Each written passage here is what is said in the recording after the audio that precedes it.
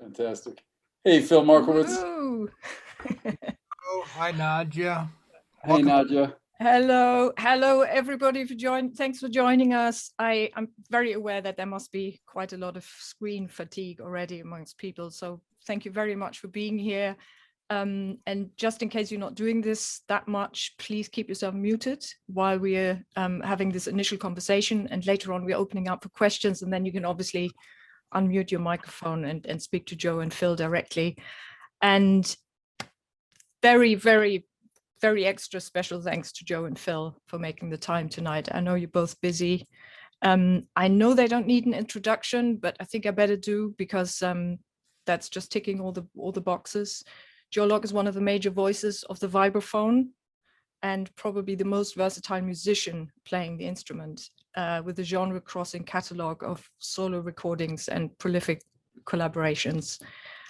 Pianist Phil Markowitz has been a leading fixture of the international jazz scene for 4 decades, realizing the full potential of improvised music as band leader and together with a high caliber of peers such as Chet Baker, Toots Thielemans, and Dave Liebman, just to name a few. This is an album launch sort of event. In a way, we should really be together at a venue somewhere, having a party, having a bit of a bash and playing live. But that's obviously not possible. And there's another reason why that's probably not appropriate, because we are obviously celebrating a digital re-release. The album has been around for almost 40 years now. And yeah, it's crazy. Wow. And therefore, I thought it would be appropriate just to meet in this way, at least, to have a little bit of a conversation. I don't really want to talk. If you're lucky, this is the last thing you're going to be hearing from me tonight. But I want to personally quickly thank Bill Coppard for kicking this off, right? Because he's the one who let us use the album and release it digitally on our own steam. And that's very rare. We know, I think we all know too well how many labels are often sitting on fantastic music and not bringing it to the people in the digital format. So thank you, Bill.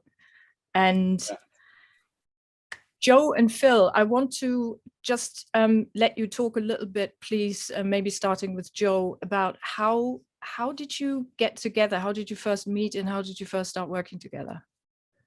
Hey, Nadja. Hey, Phil. Great to see you, man. This is such a beautiful thing to do. And I never would have thought, I was saying before we went live, I never looked this far down the road in my life, and to be able to be here with you 38 years after the fact, celebrating the release of this album. My first recording, was with you, was with my erstwhile teacher, man. You were my teacher when I was 13 years old. And to go from teacher to, you were so kind to allow me to kind of go through that doorway of student to colleague, and to make music with you. It's just amazing to be here. We'll talk more about that, but I met Phil.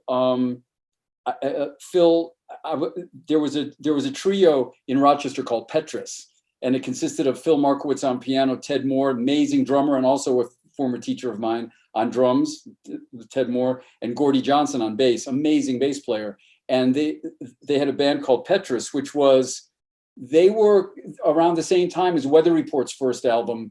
There was Petrus, and they were doing stuff that was like on that like world-class level of contemporary electroacoustic music that was all original and very creative. And I was at every gig. Phil began to teach a jazz improvisation class at the Hochstein School of Music, which was a community music school. And I was taking drum lessons there with a guy named John Swerda, and I was studying orchestral snare drum, and I was, going to my theory lessons.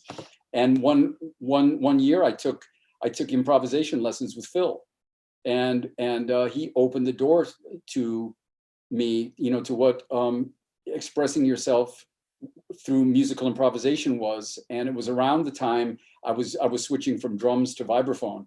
And I remember it changed my world. You know, it was, I became very serious about it, you know, in short order. Phil was a great teacher because he, more than anything, besides the knowledge he imparted to me, was he imparted a passion, a desire to pursue this, you know. And so I started studying with Phil when I was 13. By the time I was 15, I was playing professionally in clubs around Rochester. And I always cite Phil as the as that important linchpin in my becoming a professional musician, you know. So thank you, Phil. You're welcome, Joe. You're by far my most famous ex-student. But you know, that's part of the legacy of teacher and pupil, especially in the jazz world, you know. And we've all had our mentors, you know. And Joe and I think when I got to New York in '77, I was playing a lot of gigs, and I think we hooked up and we started rehearsing, and we started to play this duo gig out on the eastern end of Long Island in East Hampton, which is my hometown, and we played at this restaurant called Jeremy's. And I remember I started to write some music for us. You know, it was so exciting. This is after we both moved to New York, right? Moved to New York, yeah. Yeah. I felt, you know, it was kind of a vibes and piano was a venerable thing, you know, MJQ, and in a way I felt like what you know, because I was always so overwhelmed by my idols like, you know, Herbie Hancock and Chick Corea, you know, and Gary Burton and Chick were like at the height of their thing right now, and I was thinking, what the hell why am I doing this? But anyway, Joe and I really had a great rapport, so we started writing this music, and we rehearsed it a bunch, and I guess we put a band together, did some gigs, and then Joe was able to, through the help of Bill Coppert and a number of other people, get us some funding and some really great support from people to go up and do this live concert, which happened at midnight in Rochester, New York. And it was a great production. We had the legendary David Baker as our live engineer. This was totally direct to 2-track. I think we did a few safety takes the day before. I remember editing with David. I think it was Vanguard Studios, and I think there were four cuts on the whole record. Wow. And then later on, when it was pressed to vinyl, we handed it off to Ed Ludwig at Masterdisc. So it was really a great thing. So, you know, as you get older, it's kind of funny. You kind of look back at your back catalog and you say, well, you know, what's around and what isn't. And I remember this record. I said, boy, it's really a shame this is not available. And I had a good vibe about it, but I hadn't listened to it in 20 years. And then I put it on again, and it was like, wow, this is really special. And the thing I love about playing with Joe, besides our rapport, is that vibes piano thing. It's so strong when it hooks up, you know, when all the chords are right and the instrumentation. It's a very powerful combination. The music is beautiful. And, you know, when you got Eddie Gomez and Keith Copeland, that's like the all-star team right there. It really is, man. And, you know, I wanted to say about that concert, you know, I had forgotten it was a midnight concert, and somebody sent an email after word about this Zoom event went out. Someone said, oh, I remember that midnight concert. I had forgotten that we did it at midnight, which was kind of cool. Why do you think you did that at midnight? What was the reason for that? I'm not sure. I see that Mike Spatolnik is here. Mike Spatolnik, Mike, and also Alice Spatolnik. They were instrumental in supporting us to actually do this concert and make this recording. Wow. And I see. Thank you very much, Mike. Thank you, Alice. And I see that Mike and Alice are here. And maybe Mike could, when we go to Q&A, maybe Mike could remind us if indeed it was a midnight concert, and which I believe it was. And like maybe why was it a midnight concert, but it was kind of cool. I think maybe it was because the Little Theater, which was this really cool arts theater, they were probably had their movie schedule still going, and they wanted to, they were probably showing a really cool film in the theater that week that maybe was doing well, and they said, well, how about after the movies have aired? That's an interesting point. I thought you might need a warm up or something to play a couple of sets, but that makes sense. Yeah. That's a possibility, yeah. And man, Phil, I also wanted to say that for me as a 22-year-old kid, man, I moved to New York with $200 in my pocket and a broken down car and a set of vibes. And I had no clue what I was going to do, man. And I just wanted to pursue the music. And, the angels have been very good to me. My guardian angels have been very good to me over the years. But for me to play with you was, first of all, was huge for me, because I was such a fan of yours and had such reverence for you. But then when you said, when this idea of this recording live in front of the silver screen came up, I think maybe I was the one who brought up Keith Copeland's name. Keith, someone I had met a couple of years before then. He was very kind to me. We had become friends. And then you said, why don't we get Eddie Gomez? And to me, that was beyond, that was sort of a Twilight Zone moment for me. It was sort of like, no, well, that can't happen, because Eddie Gomez doesn't live in the same strata as I do, But it turns out Eddie Gomez was just this beautiful cat who wanted to make some music. And when I think of Eddie, man, I think of Bill Evans live in Japan. You Must Believe in Spring. I think of Jack DeJohnette's Directions with Lester Bowie and John Abercrombie, and I think of he was working with Steps Ahead at the time. He was working with Michael Brecker and Mike Minieri and Erskine, and he was, and I think because he respected you, he was like, yeah, sure. Is the kid on Vibes any good? And you probably said, yeah, he's hanging in there. They said, okay, I'll do it. And so for me to do that, to do this was like a dream. To play with Eddie, Keith, and you. That's a dream rhythm section by any standards. Any horn player, so Stan Getz, George Coleman, Mike Brecker, anybody would be happy to have that rhythm section. Yeah. Well, Eddie, I met Eddie through the great flutist Jeremy Steig. Oh yeah. Working with him a bit, and he and Eddie were best friends, and that's a too much story to even get into at this point. But wow. And I also so what happened was, when I went in to record my first record, which was Snow Peas in '79. I knew a lot of cats around the scene, and I said, one thing I always kind of thought was like, if you're going in to record, why don't you just try to get the best cats you can?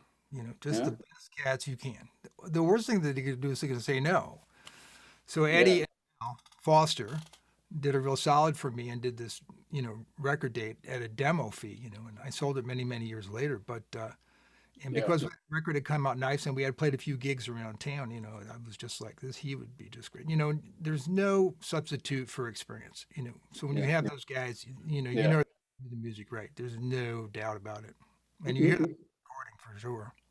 Yeah, and something, I talked about rhythm section. I talked about what a great rhythm section, but this band wasn't about vibes up front and a rhythm section. Far from it. It was a group where there were four equals, and there were the way the music was constructed. It wasn't.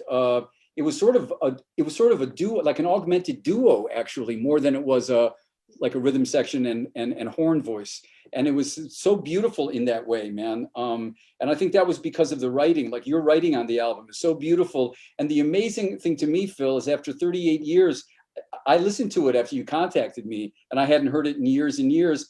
And I'm very proud of the fact that it still stands up, man. It stands up as a document that could have been made like yesterday and still holds up, man. Yeah. So, and there was someone who, actually Paul Shaw, I think, is with us, and Paul asked the question. Yeah. Paul asked a question about Keith Copeland, because Paul and Keith were friends. Hey, Paul. And I, he asked a question about what was Keith's process in getting ready for this. Yeah. Hey, man. He asked about Keith's process. Yeah, I'm just about to answer your question, Paul. I remember Keith getting ready for this date, Phil, he was serious as a heart attack, man. And I remember he had the music, and he had been shedding the music, and right up until we went on stage to play that live concert, he was reviewing things and he had a red pen and he was still marking things and making notes and making sure in rehearsal that we liked how the transitions felt, and even consciously thinking about going from this symbol to that symbol. How do you want this part orchestrated? What works for you, Phil? On Calypso Nouveau, do you want me to switch to this kind of vibe at this point in the tune? He was really all about the details, man. And he was just, he was all about serving the music, man, all about serving the music. And it was a real lesson for me to witness Keith's process, because, I mean, anybody could have just come in and just like made the gig, and he could have come in and just made the gig, but he really cared. And when he got involved in this process, Phil, he became a member of the band. He wasn't just doing a date, and that's rare for a New York, for a freelance New York musician who had the reputation he had. I actually remember one night at Bradley's, Keith getting into a fight with somebody because, and I'm not going to say who it was a very famous musician, and he was saying, yeah, your band is cool, but you should hear the band I'm playing with, man. Phil Markowitz, Eddie Gomez, Joe Locke, man, that's a band, and he was proud of this band, man, and it was beautiful to witness his process. For a young musician, it was a real lesson. And just the love that he gave me, and that he gave the music, and the care that he gave it was really, was really something. Yeah, diligence, inspiration, and wisdom, man. Yeah, man. Copeland, that's a lot of legacy, in this record. Yes. The young cats then, you know what I mean? And those cats were the next generation, and they really, really, really were great to us, And that was, I'll never forget that, because that's always stuck with me when I, do recordings with younger musicians, and, and teaching, always remembering that, Phil, you sent me these lovely photos from Carnegie Recital Hall. I think that were taken, some were taken by a professional photographer, some were snapshots. Where does that fit into the chronology of this particular recording? Was that before or after? That was after, and actually there's two sets of shots. One was a photo shoot that we did at the promo shot for our promos. Had all those kind of cool shots that we did. We went to a professional photography studio, and then after my wife Davia, I think she took the shots at rehearsal at Carnegie Recital Hall. Yeah, which was a great gig, and I think basically what happened was that I was awarded a National Endowment for the Arts jazz grant, which they used to give out, and I put this group in because of the recording, and we got the grant to do the gig, and I think some other things too. I think it was, they were helping to fund that particular performance. Man, what I remember from the Carnegie Recital Hall gig was, it was a great gig, and after the gig, we were all going to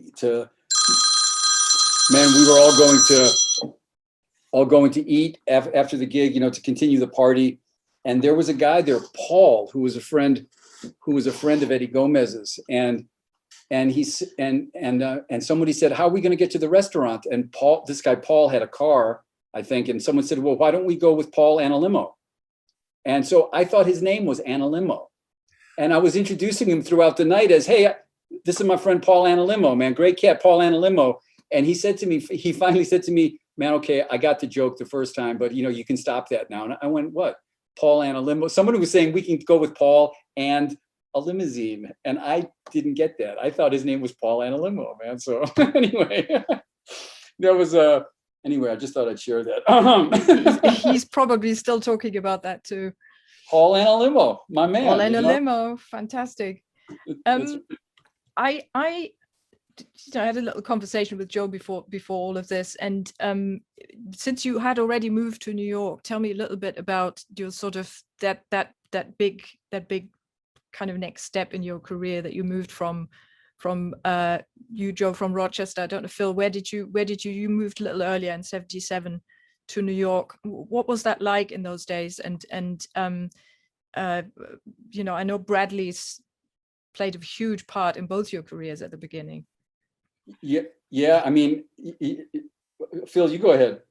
Yeah, I was actually after Eastman, we had that group Petrus, which was, we played quite a lot, and actually we won a contest in '93 and played at Avery Fisher Hall at Yes. Newport Jazz, Tea and Jazz thing. Bro, I think I was at that concert. Did you open for Weather Report? No, we opened for Chuck Mangione. Right. Okay. Yeah. Yeah. Yes. He's here. I don't know. He's signed up. Got to say hi. But anyway, yeah. So anyway, we kind of did an interim thing in Westchester for a couple of years because we work a lot upstate. We actually work with this great baritone player Nick Brignola, and we get up in the Capital area. We played every week with a bunch of different cats. But eventually, I got to New York in '77. And, through the connections at school and everything and working some of those gigs, it was just like got in. And, like I said, certain people were really keyed. Jeremy Steig was really helpful. This other cat, Jack Wilkins. And so one thing kind of leads to another. And, I was playing a lot of different gigs. It was a very fertile time in New York, late 70s. I mean, it was just tons of clubs, tons of gigs, we were doing all kinds of stuff. And then it was like in '79, I was working with John Burr, bass player in this band with Jack Wilkins and Joe LaBarbera actually on drums. And my man. John was doing this steady Thursday night with Chet Baker over this club that was on the Upper West Side called Strikers. And he says, "Hey, you want to play with Chet Baker this week?" I said, "Yeah." Yeah. So it was like kind of like one thing leads to another. It was a very, very fertile time. And I think Joe reminded me of a story. We were playing this duo gig at this restaurant out in my hometown, East Hampton, at Bradley's. And Yes, Bradley man. came to hear us, right? Bradley Cunningham, who's he was the owner of Bradley's, which is a legendary piano bar in New York City where everybody went after their gigs. You'd walk in and Herbie Hancock, George Benson, Phyllis Diller would be sitting at the bar, Art Blakey, Betty Carter. And Bradley was at the gig at the place out in East Hampton. And we took a break and Bradley called me over. He said, "Hey kid, come here." He said, "Do you know these foolish things remind me of you?" And I said, "Yeah, I know it." And he said, "Will you play it for me?" And I asked you if you knew it. And you said, "Yeah, sure." And we played it. And Bradley gave us a week at Bradley's. And that's how I met John Hicks, Kenny Barron, Ray Drummond, George Coleman, Harold Mayburn. The list goes on and on and on. From that, because I knew that tune and because we played it for Bradley, Phil, so that was a door opener, man.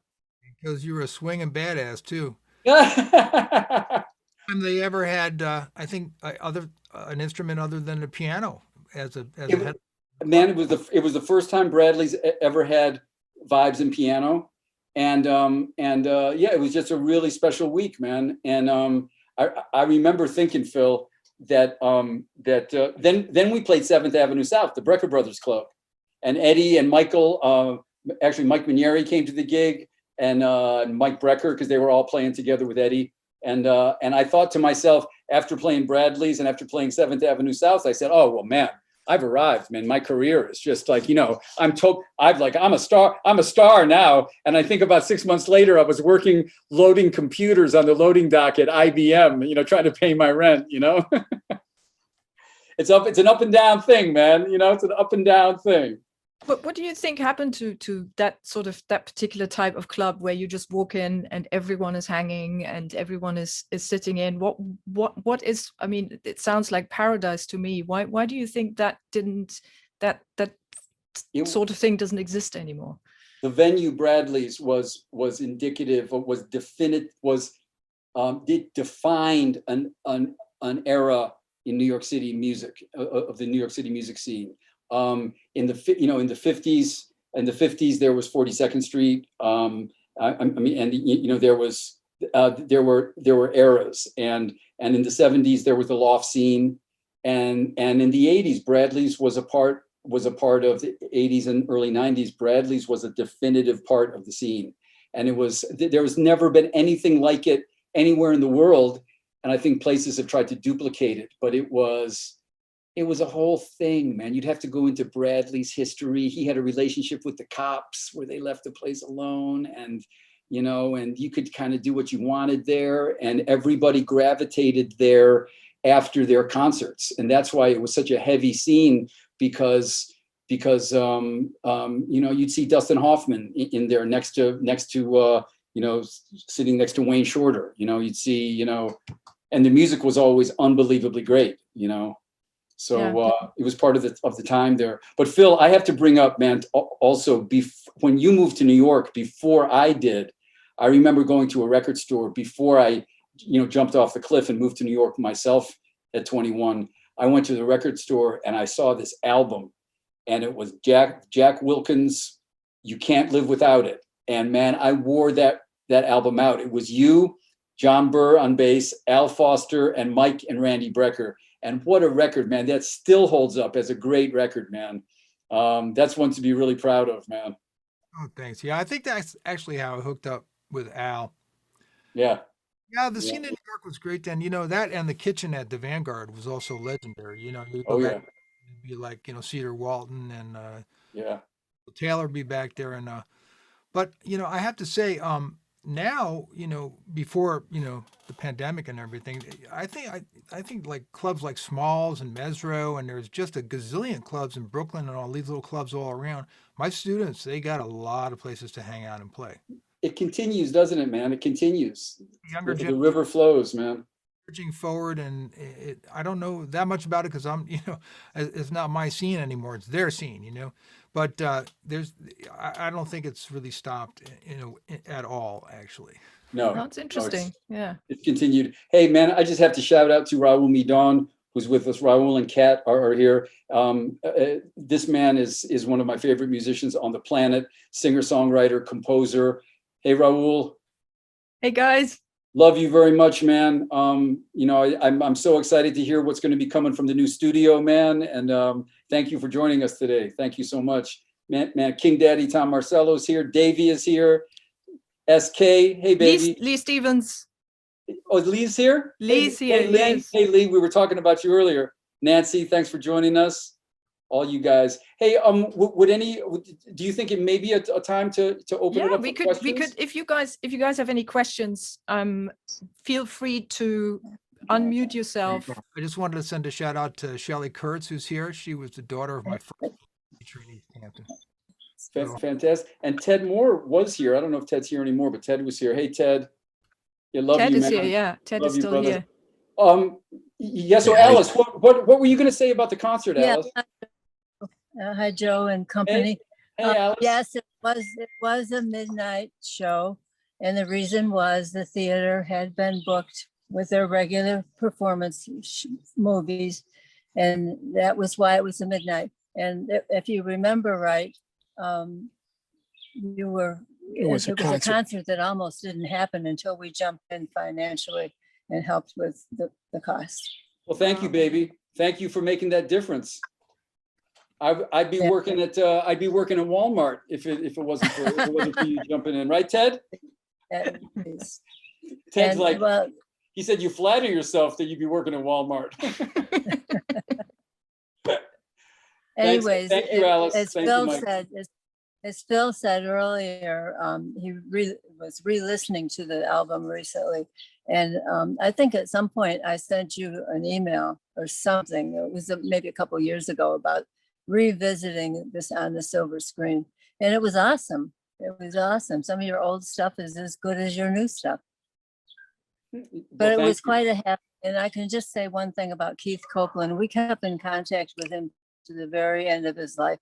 And what a sweetheart he was. We communicated with him by email, I guess it was only email at that point. And he really had, I loved him. I loved him. Melodical music that he played with those drumsticks was incredible. He was great. He was great. I really loved Keith. Thank you, Alice. Thank you for joining us, and thank you for explaining that. I really appreciate it. Does anybody else have any comments? Yeah, let's have. Is there anyone else who wants to contribute or ask a question? Anything? If not, there's somebody. Yeah. Bill. Hey, Bill. Hey, man, how are you? Pretty good. Yeah.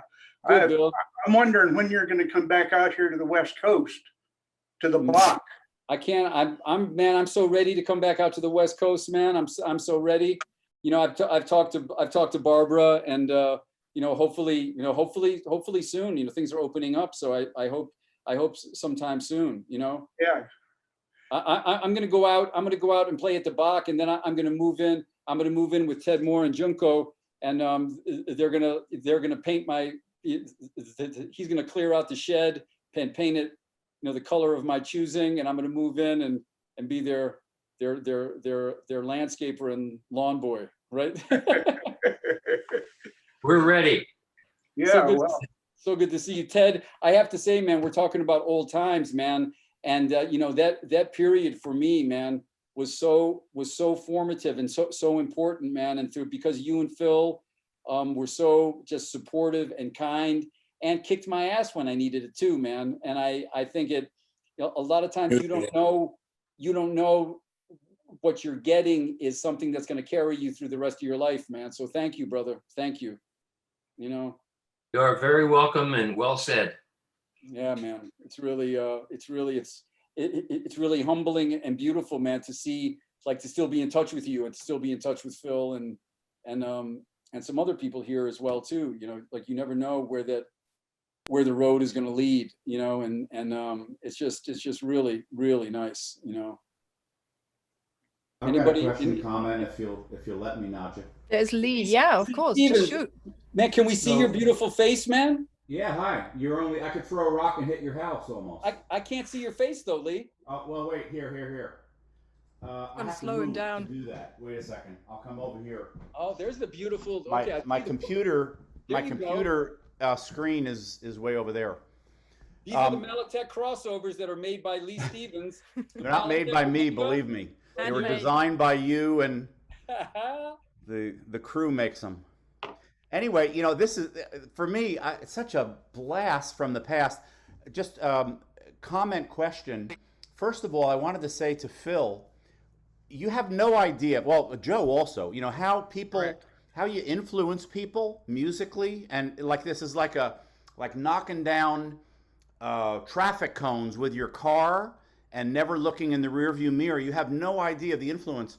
When I got to Eastman in '71, and I heard you and Ted is here, and who was it? Was it Gordon Johnson on bass with Petrus? Yep. And I remember the word. I don't know if it's true. Is it Echoplex that you were using with your Fender Rhodes? Correct. It was the most unbelievably mind-blowing music that I had heard in my life from that band Petrus. Yep. So one of the things I wanted to ask, I've asked this of Ted before, but I don't think that Ted gave me a satisfactory answer, so I'm going to ask Phil. How would I get recordings of Petrus? That's a great question. Great question. It's funny you should mention I'll pay big bucks. Going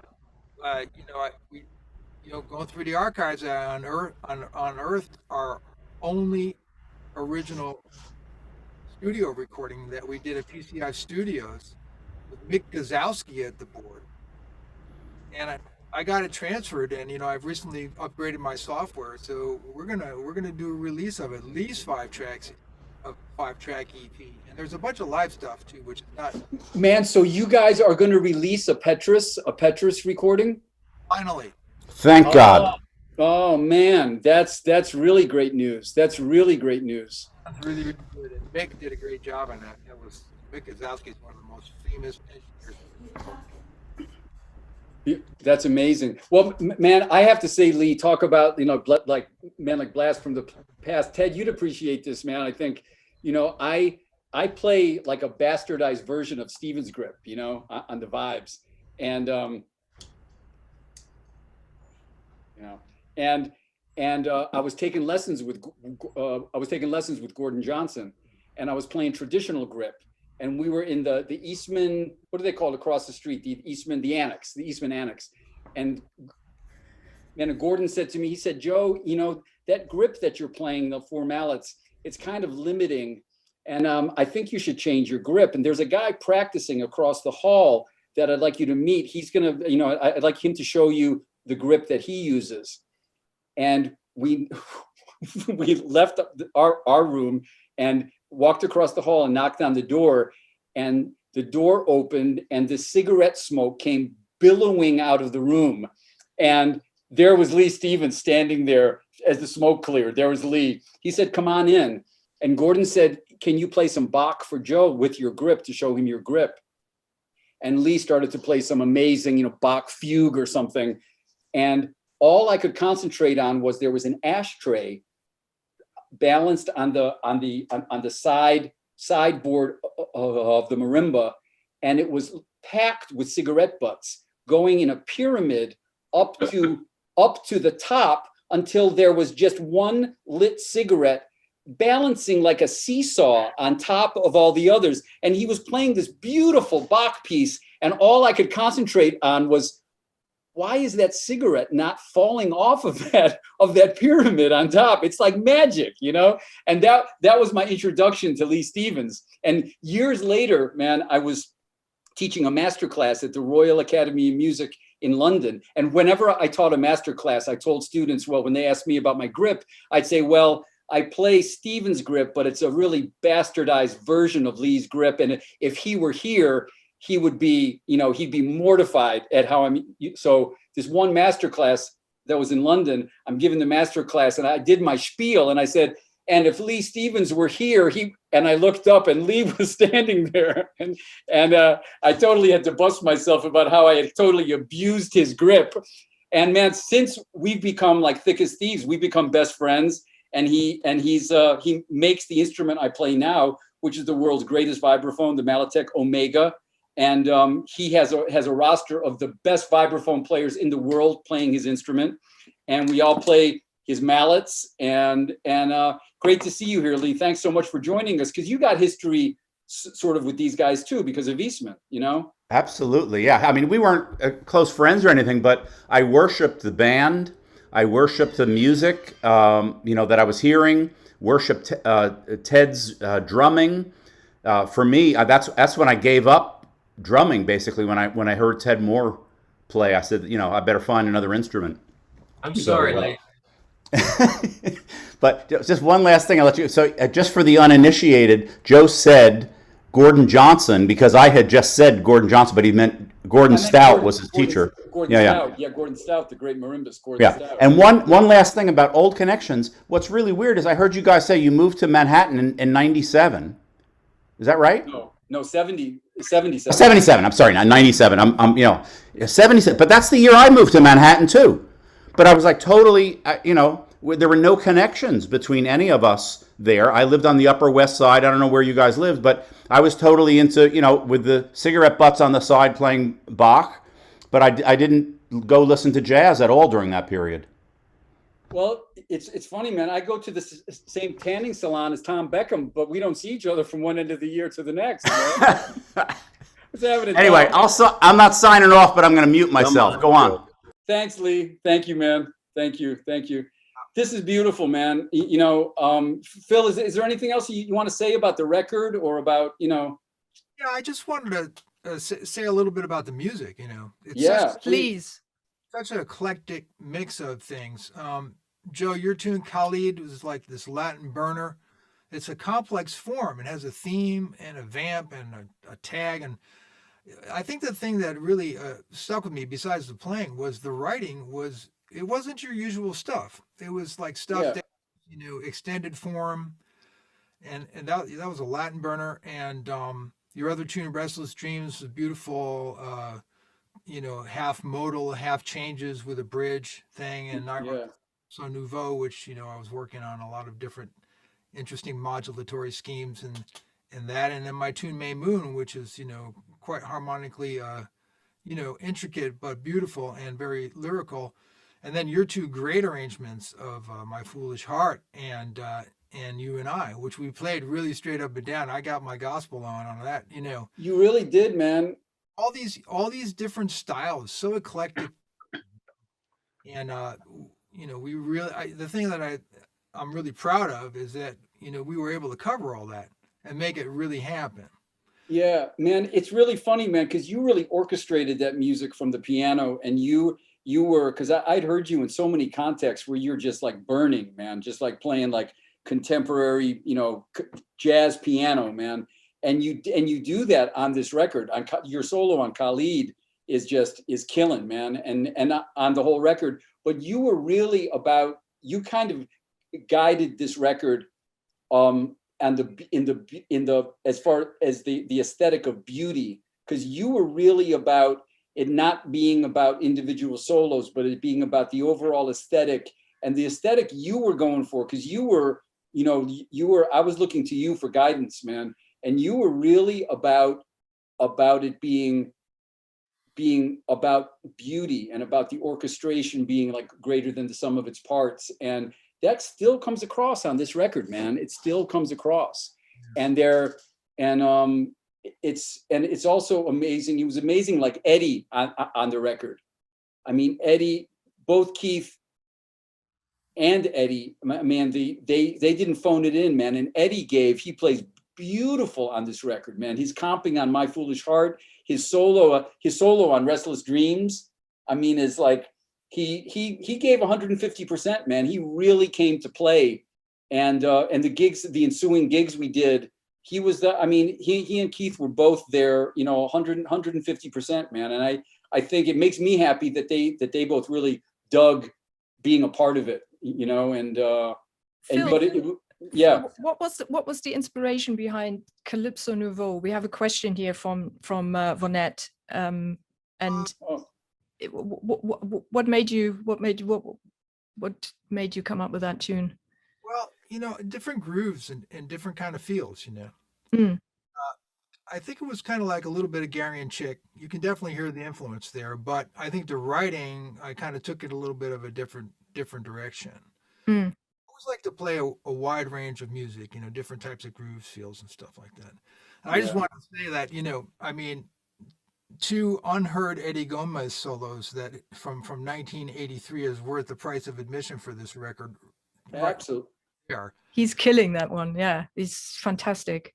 The other thing that I want, this is like kind of like a musician thing, but I think the scariest thing in the world is a live record. Yeah. The really good live records are a lot of times when the musicians don't know the tape is rolling, because there's no pressure. Yeah. You're live and you're recording. You're not, do I go for perfection or do I take the chance? So just everybody delivered on this, and it was really great. I was too dumb to know the difference, man. I didn't, I just was like, I was having too much fun, man, to even know what the deal was, man. But it's like I said, I put it on after 25 years, and I'm really happy that I'm not like crawling under the table in embarrassment, man. It really stands up. It really stands up, and just opens the floodgates of memory, man. Looking back to those times and what was, how important the music was to me, and the fact that I was getting a chance to do it with my heroes, and it was just I just feel I'm very lucky, man. I'm very lucky, and I remember coming back to New York after doing it, and I was playing a gig at the Blue Note. And people were asking me about this record because word had gotten out about this record, and people were asking me about it. What was it like working with Eddie? What was it like? What tunes did Phil bring? And so it was a close-knit community, and people knew what each other were doing, and it was a leg up for me, man. It was a leg up for me. I see Mike Spatolnik. I see Mike Spatolnik there. Mike is like family to me. Yeah. I was just gonna say, man, you were part of that too, man. You that was this album kind of like helped my trajectory kind of go in the right direction, Do you remember that you actually did the concert twice? You did the midnight concert, and then you did a separate concert of the same tunes, and then did a mix. So you can explain. So he's going to explain that to us, Phil, because we were wondering about that. Did we play the whole set again just as a safety? I'm not sure. The one was a live concert, and then I think you did a concert without an audience. Right, we did. And did a mix. Wow. That's what Do you remember that? That's what we. I don't remember that. That's what we call safety. You run through the material once, and then you. Well, you got it right. Yeah. And I have to comment on your little spiel about Paul Limo. It seems like, I think Dick Zaccheri was involved as well with the sound. And Dick I Zaccheri thought did live sound. It's amazing. Yeah, right. And for so long, I thought it was Dixie Carey. Dixie Carey. That's right. Dixie Carey. Dixie Carey. Yeah. I said to a friend of mine once, I bumped into a friend of mine on 4th Avenue, and I said, "What did you do last night?" And she said, "Oh, I just hung out. You know, I saw a movie with Betty Grable and ate a bagel." And I went, "I'm familiar with Betty Grable, but I'm not familiar with Ada Bagel's work." Bada bing. But That's good. But yeah, Phil- Dixie Carey. Yeah, Dixie Carey. There you go. I have another quick question, Phil. How did you get, if it was indeed you, how did you get these prolific engineers and, you know, and including then Bob Ludwig for the mastering? How did you get those guys on board? Bob Ludwig. That's right. His name is Bob Ludwig. Bob Ludwig, yeah. There's a different one. Yeah. Well, David Baker was the cat in New York in terms of jazz recording. And he did a lot of studio work, and multi-track was very expensive back in the day. And I remember going down to Midtown, schlepping those 2-inch reels, which weighed about 30 pounds a piece. It's like on a subway, and you only had about 17, 18 minutes worth of music. So you would want somebody in the studio with you could trust when you're bringing in the heavy hitters, and everything to mix it live, and it's going to be perfect. And he was like a god. I mean, in terms of his acumen, also his production help, he really knew how to handle cats in the studio. And David just recorded everybody. I mean, you have to look him up. His discography is immense. He did an album called Pendulum live at the Vanguard. Liebman and Randy Brecker, Frank Tusa and Byrek, Al Foster live at the Vanguard. That's I still put that record on, man. That's big. The thing with Masterdisc, it's like just try to get the best, try to get the best. And luckily we had some support and we did it. And, Masterdisc was the mastering studio. But that was the thing, Phil, that you were scary, you do this and you mix it and you cut it together, and we didn't mix, it was directed to, and then you hand it off to a total stranger and you hope it comes back okay. Right. Yeah. Bob Ludwig, you didn't have to worry about that. Yeah. But it was a thing with you. Like, you were like, okay, who are we going to get to play bass? Let's get Eddie Gomez. Who's going to be the engineer? Let's get David Baker. Who's going to master it? Let's get Bob Ludwig. Who's going to write the liner notes? I'll call Ira Gittler. It was like the best people, like all the way down the line, man, all the way down the line. It was just really just a nice thing. And then after all these years, man, you call and say, hey, man, I've been checking out the record, and why don't we release this on digital platforms? And then in steps Nadja, the digital guru, and just like hooks everything up in like short order, man. She does a new album cover in like 12 minutes, sends it to us. How's this, guys? Finds the original liner notes and extracts them and does a whole thing with it.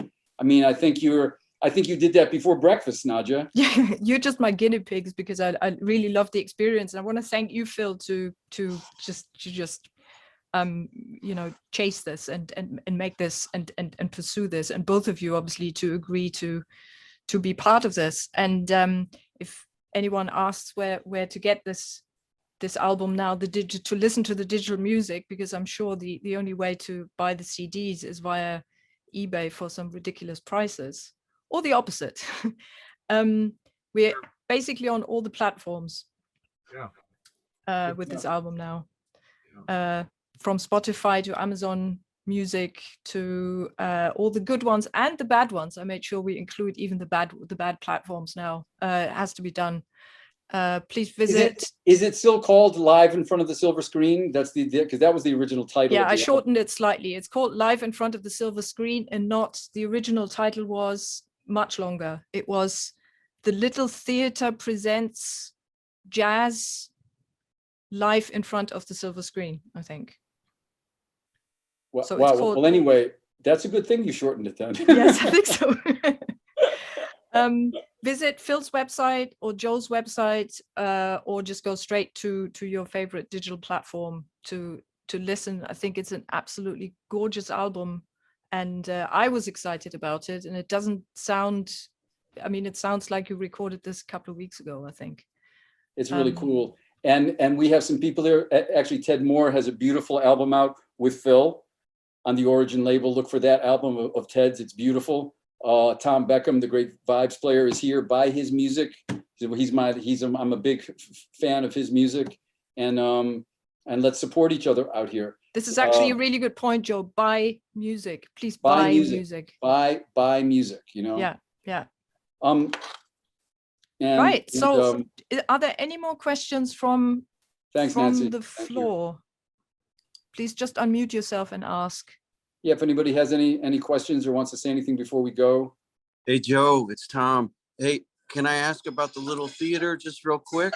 Yeah, Tom, great seeing you, bro. Thanks for stopping by, man. Chiming in, bro. Thank you, man.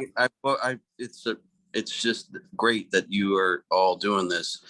I just wanted to ask one thing about the little theater. Are we talking about the little theater like in the West Village? No, it was in Rochester, New York, man. It was an arts theater. It's an arts theater called the Little Theater. That was a beautiful sort of what would you call it? What's that period in the 30s? Art Deco, is it? Art Deco, theater. That was in Rochester, actually. Yeah. But Paul Shaw, do you have anything else that you wanted to say about Keith Copeland? If you could unmute yourself, or yeah, can you hear me okay? Yeah, man, thanks for joining us, Paul. Well, quickly, before I even mention Keith, I want to say that I have a great memory of Phil coming to Atlanta, coming to Georgia State University. And I believe you stepped right off a plane, came into a big band rehearsal. I wasn't playing, a younger kid was playing. This was years ago, but you just like a tornado. This band was so willy-nilly. And inside of 10 minutes, I'll quote you, if I may. You said to the drummer, you've been rushing since I walked in the door. And within 10 minutes on this chart we were playing, it was a brand new band. And, it held, just so you know, your impression had a lasting effect. So thank you for that. But I studied with Keith at Rutgers for 2 years, and then got to see him play a bunch in the mid 2000s when I was in Germany for 3 years. And his book, Creative Coordination for the Performing Drummer. Mm-hmm. Someone was talking about how the drummer. Someone mentioned on the question of that calypso tune how Keith's solo was killing. Yeah, he has that groove is written out, and he explains where that style comes from, and so his book mirrors that kind of preparation you mentioned earlier, Joe, about the session.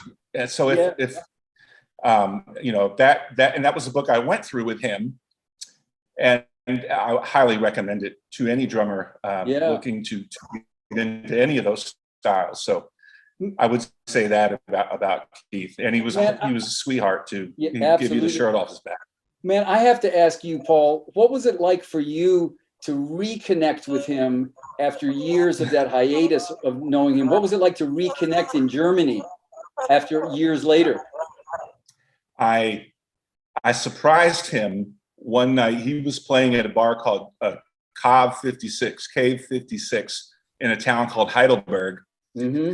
And I was there because I was playing full time with an Air Force mini big band. We were on the road for just 3 years there. And so I went to hear him, and he didn't know who I was. So on a break, I introduced myself and reminded him, and he quickly remembered, and we caught up. He wanted me to sit in. We talked more. I went to his apartment, and we were at his apartment till 4 a.m, had food and just caught up. And then I was gone again, and I wrote a book, my first book I dedicated to Keith, and I managed to get him a copy from the US in Germany. I think he received it and acknowledged it just a few weeks before he passed, actually. Man, I actually just have to say this, my connection with Keith, that now that you mention it, man, when I was a little boy, the first jazz album I ever heard was an album called Monk's Music. Coleman Hawkins was on it, and a trumpet player named Ray Copeland. And this is an album that I'm getting goosebumps right now, man. I played this record over and over again because it was the only jazz record my parents had in their house. And this trumpet player, Ray Copeland, was on this record. So I knew that name from the time I was a little boy. That's amazing. And for me to then connect with Keith and become like really close friends with him. And I remember when I told him that the first album I ever heard was an album that his dad was on, was a really deeply connected thing, man. And it was almost like, it was almost, ordained, man, that I was supposed to, that was supposed to be the first album I ever heard in my life, was an album that his dad was on, man. It's like, there was a really deep connection there, man. And thank you for sharing your, personal history with him, man. Thank you both, Phil and Joe, and for including me. Thank you. Thank you, man. Makes me feel he's with us. Thank you. Thank you, man. Just thank everybody for for tuning in and just being a part of this celebration of this of the re-release of this album. So it was such a it remains, Phil. It remains for me, man. Al Foster said to me once. He said Miles, even Miles, at his most famous, still looked up to Clark Terry. He was like as a hero. And you remain that for me, bro, because of everything that you've meant to me and have been to me. And I thought you were like the heaviest cat I ever heard. And about a year ago, I bumped into Dave Liebman, and we shared a ride downtown, and we were talking about you. And I said, man, I said, for my money, Phil Markowitz is one of the most important piano players in the music. And Liebman talked for about 15 minutes about why he agreed with that statement, man. And so it ain't just me, man. I mean, thank you for all the music, man, you've given to me and everybody else, man. And honored to, to be able to celebrate this recording with you, man. Thank you. Thank you, Joe. I really appreciate it. And Liebman was my mentor. He was my postdoctoral studies, I have to say. Wow. Deep. But thank you all for being here. Thank you all so much. And if you have any further questions or anything about this recording, please visit the websites, joelocke.com and Phil Markowitz. Is it philmarkowitz.com, Phil? It's jazz.com. philmarkowitzjazz.com. Yeah, check the record out. You know what? The cool thing is there's a lot of happy stuff on this record. It is. Yeah. Thank you so much. Yeah. Thank you, Nadja. Thanks for making this happen. Thanks for putting it together. Total pleasure. Anytime. Thanks, everyone. That's a wrap.